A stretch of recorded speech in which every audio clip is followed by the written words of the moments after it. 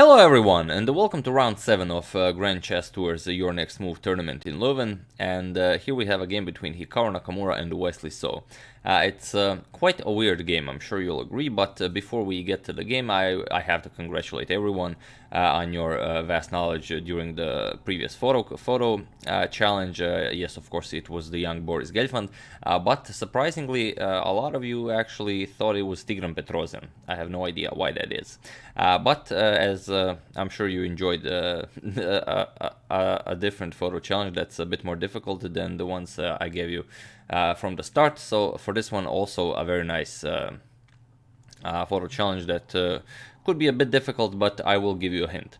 So for this photo challenge, there will be 2 photos of the same person. So here is one.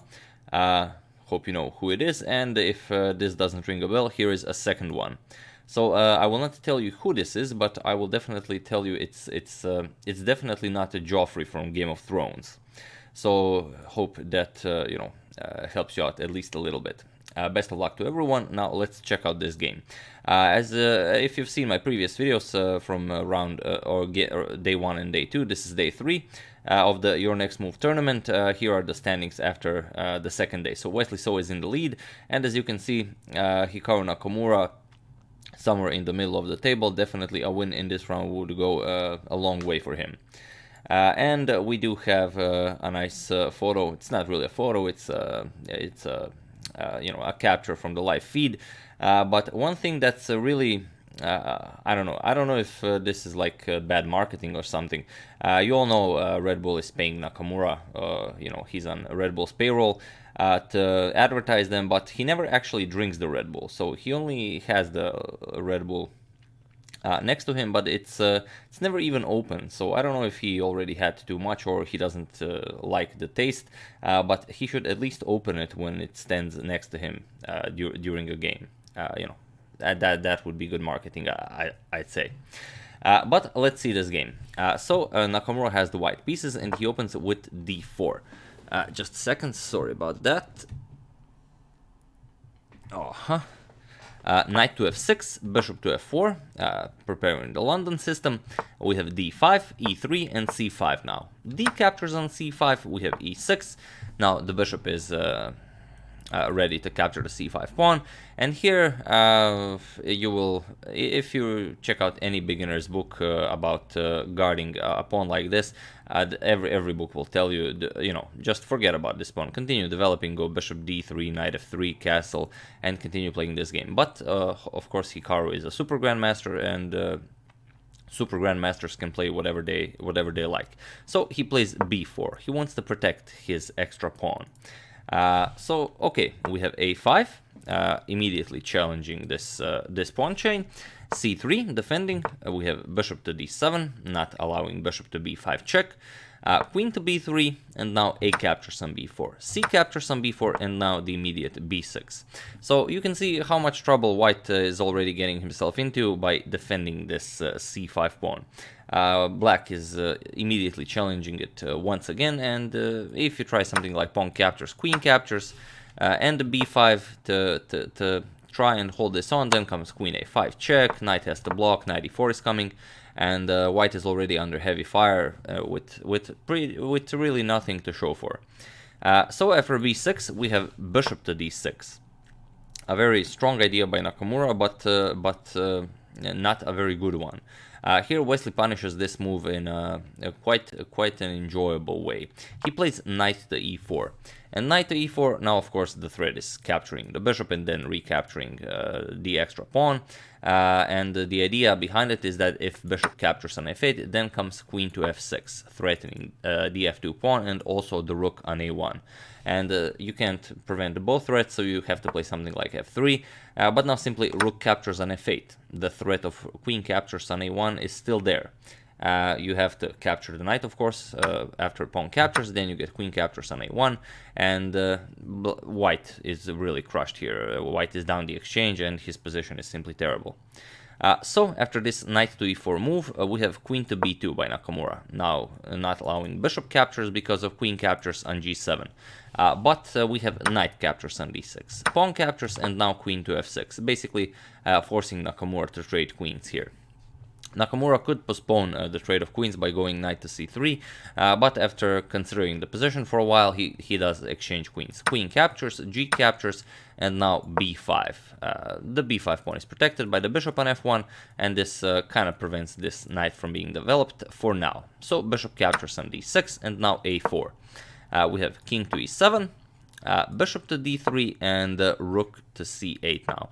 And if you can see, all of Naka's pieces are pretty much still undeveloped, and he doesn't really have anything here with the white pieces. So defending a pawn like that, even if you're a super grandmaster, will never turn out the way you imagined. Knight to e2, now comes e5, we have f3, f5, rook to a2, and now bishop to e6. And here you can see how powerful black's position is already. Wesley is threatening d4. This will open up an attack to the rook and also challenge the e3 pawn. And here, instead of waiting for the worst to happen, Nakamura decides to give up a pawn. So rook to c2, giving up the a4 pawn. Wesley accepts it. Bishop to b4. This comes with check. King to f1, and now rook captures on a4. We have rook captures on c8, bishop captures, and now knight to c3. Knight to c3 with the idea of knight capturing the rook and also capturing the d5 pawn. But knight to c3 is also, after playing such weird moves, you know, this was a very eventful round because, well, there were a lot of decisive results, especially with the black pieces. And one of the commentators, not Yasser but Jovanka Houska, she said that it seems that everyone impales themselves on their own swords. And such is the case with Nakamura here. He plays knight to c3 and this loses immediately. So feel free to pause the video here and figure out why knight to c3 loses immediately. It's not all that difficult, but you know, a nice tactics exercise. So feel free to do it. I will give it a couple of seconds. For those of you who, you know, were able to do it, congratulations, you just punished Nakamura for his terrible blunder. And for those of you who just want to enjoy the show, here bishop captures on c3, pretty simple. Knight captures, and now rook to a3, simply attacking both pieces. Rook to a1 doesn't win immediately because white can block this with knight to b1. You're not going to win the h1 rook. So instead, rook to a3, attacking both of the pieces, and after knight captures on d5 check, king d6, knight captures on b6. Now the bishop on c8 is attacked, and now this is the point. Bishop to e6 is the move. White's bishop is still under attack, and after bishop to b1, which was played in the game, now king to c5. Now you can see this famous relationship between a bishop and the knight. The bishop is controlling all of the squares the knight can jump to. The rook is of course controlling the entire a file, so the knight is completely cut off. Wesley simply plays king to c5, and the knight has nowhere to go. So simply losing a piece for Nakamura. Knight to c8, simply maybe dislodging the bishop for a bit. Bishop captures, king to f2, now bishop to e6, g4. Nakamura could easily resign, but it's a rapid game, you know, you never know. F captures on g4, bishop captures on h7, knight to d7, now rook to b1, maybe preparing to push the b pawn if Wesley, you know, allows it in some crazy way. Rook to a2 check, king to g3, and now g captures on f3.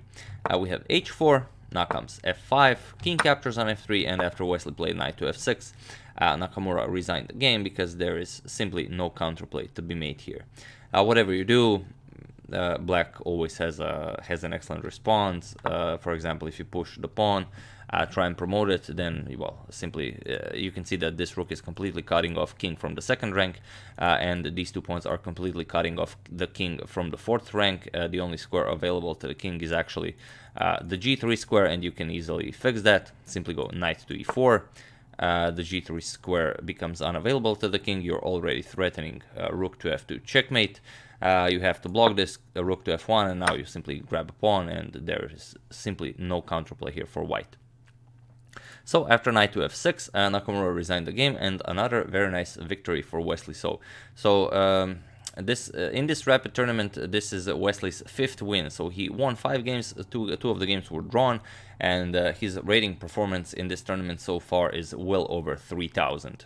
So an excellent tournament so far by Wesley. But it's interesting that last year he was also in the lead, the one Magnus Carlsen won, but then at the end of the tournament he was not even in the top 3.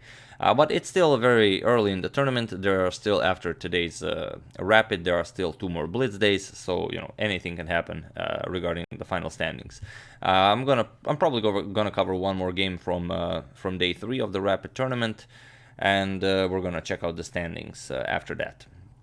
So yeah, I do hope you enjoyed this game. Hikaru Nakamura definitely didn't, and best of luck to everyone in the photo challenge. I would like to thank Steven Gerards for a contribution to my channel. Thank you a lot, I really appreciate it.